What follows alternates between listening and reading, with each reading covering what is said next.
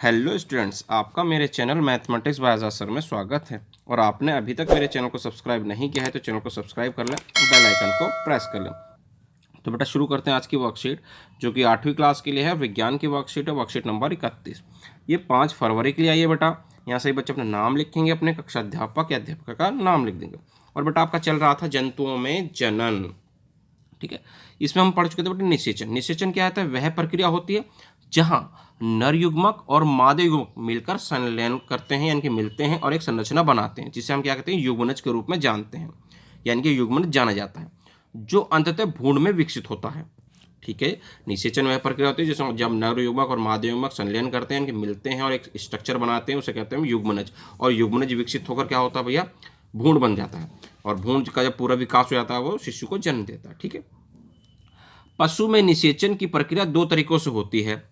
जहां एक निषेचन बाहरी रूप से होता है, जहां शुक्राणु अंडे का संलयन महिला शरीर के बाहर होता है। पशु के में निषेचन की प्रक्रिया हमें पढ़नी है आज यहाँ पर, ठीक है। 2 तरह से होता है, एक तो होता है बाहरी और एक आंतरिक, ठीक है। शुक्राणु अंडे का संलयन महिला शरीर के अगर बाहर होता है तो बाहरी निषेचन के रूप में जाना जाता है। और दूसरा वह शुक्राणु अंडे का संलयन अंदर होता है, महिला शरीर के अंदर होता है, मादा शरीर के अंदर होता है, तो आंतरिक निषेचन के रूप में जाना जाता है। इस आधार पर जानवरों को अंडप्रजक और जरायु जानवरों में वर्गीकृत किया जाता है। अंडप्रजक यानी कि जो अंडे देते हैं बाहर, परायुज यानी कि जो जीवित बच्चों को जन्म देते हैं, ठीक है बेटा। तो देखिए बेटा आगे क्या है, कहता है अंडप्रजक वे जानवर अंडे देने वाले होते हैं। अंडप्रजक का मतलब क्या है बेटा? अंडे देने वाले। ये जानवर अंडे देने वाले होते हैं, आंतरिक निषेचन इनके अंदर होता है, लेकिन भ्रूण का विकास बाहरी साधनों से होता है। भ्रूण का विकास कहाँ होता है बेटा? बाहरी साधनों से होता है, ठीक है। एक बार भ्रूण के परिपक्व होने पर अंडे का आकार कठोर आवरण सुरक्षा प्रदान करता है।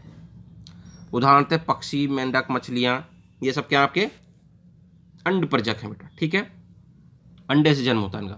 परायुज संतान को जन्म देने वाले जानवरों को जरायुज जानवर के रूप में जानते हैं, ठीक है। जरायु जानवर जो बच्चों को जन्म देते हैं वो जरायु जानवर। निषेचन और भ्रूण का विकास दोनों महिला के शरीर के अंदर होता है।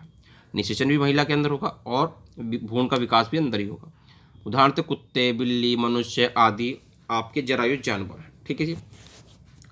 अब आगे बेटा कुछ अंतर उसने दिए हैं दोनों के अंदर ही, देखिए किस आधार पर अंतर है वो भी उसने बताया है हमें।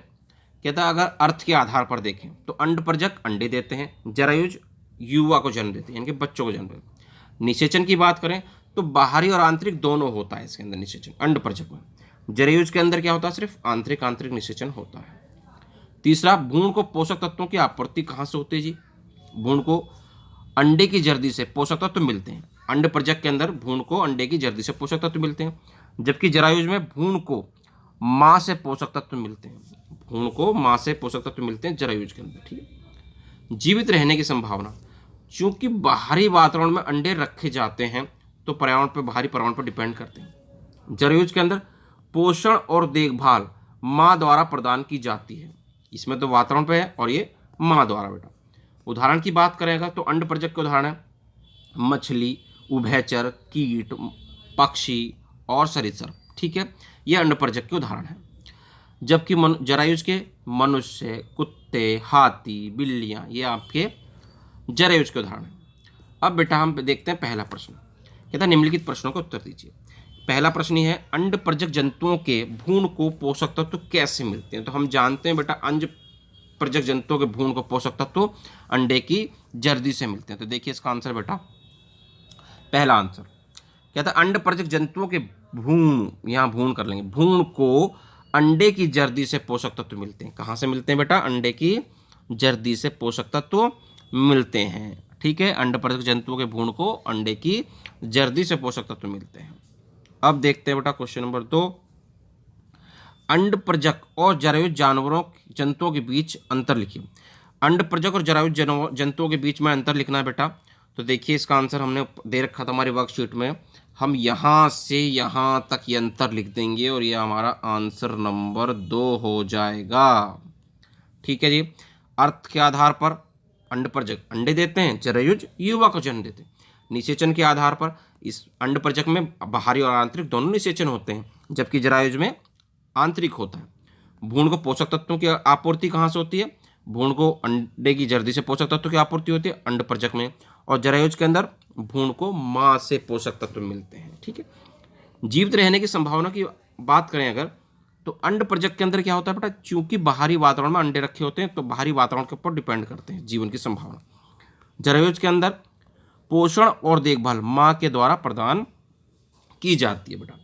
उदाहरण की बात करें तो उदाहरण बेटा मछली, उभयचर, कीट, पक्षी और सरीसृप सब क्या है आपके अंड प्रजक के उदाहरण है, जबकि मनुष्य, कुत्ता, हाथी, बिल्लिया ये जरायुज के उदाहरण। तो ये पूरा बेटा आपको लिखना पड़ेगा आंसर 2 में। ठीक है, अब देखते हैं हम क्वेश्चन नंबर 3 क्या कहता है। तीसरा प्रश्न है बेटा, निम्नलिखित जानवरों को अंडाकार या जैविक के रूप में वर्गीकृत कीजिए। तो बेटा आंसर देखेंगे हम तीसरे का, तो पहले बात करते हैं बेटा अंडाकार की। अंडाकार यानी कि जो अंडे देते हैं, समझो एक तरीके से जो अंडे से जन्म होता है जिनका, इसमें कौन आ जाएगा बेटा, आपको उदाहरण आप पढ़ चुके हैं ऊपर, कीट और मछली। ठीक है, ये अंड प्रजक के अंदर आपने पढ़ा है। ठीक है, और अगर जीवक की बात करें, जीवक की, तो जीवक यानी कि जो बच्चे से जन्म होता है जिनका, उसमें कौन कौन आएगा बेटा, बाघ बच्चों को जन्म देते हैं, आपको जीवन आता है इसमें सीधा। ठीक है, और इंसान, ये क्या है आपके जीवक। ठीक है बेटा, इस तरह से आपकी वर्कशीट पूरी होगी। उम्मीद करते हैं आपको अच्छे से समझ में आ गई होगी। तो वीडियो पसंद आई तो वीडियो को लाइक करना, शेयर करना और कमेंट करना, और आपने अभी तक हमारे चैनल को सब्सक्राइब नहीं किया है तो चैनल को सब्सक्राइब कर लेना, बेल आइकन को प्रेस कर लेना। मिलते हैं आपसे अगली वीडियो में।